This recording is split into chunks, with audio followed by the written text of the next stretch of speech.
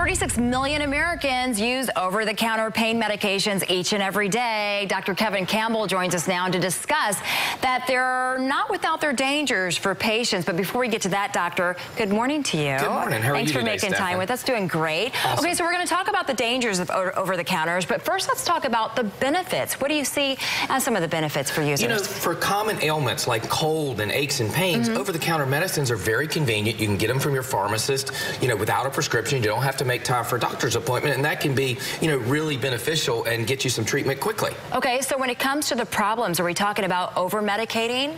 You know, some of the things that we worry about with over-the-counter medications are side effects, accidental overdose, drug-drug interactions, allergic reactions, and you may not know it, but you may be worsening some of your chronic conditions that you have by taking a particular over-the-counter medication. Okay, so if you've got some type of issue and it's persistent, you really do need to talk with your doctor instead of just trying to do some self-treatments, right?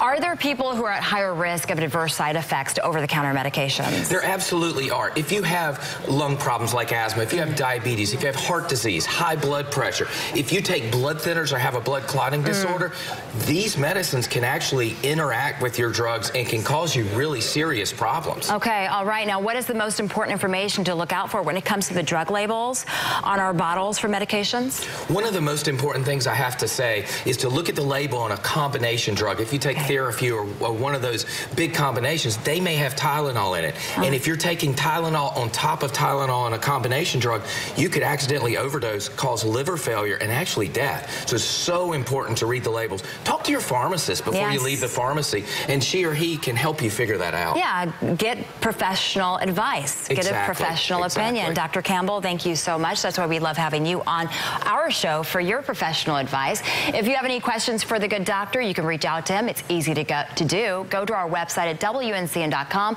You'll find all of his information, his Facebook page, and his Twitter information as well. Dr. Campbell.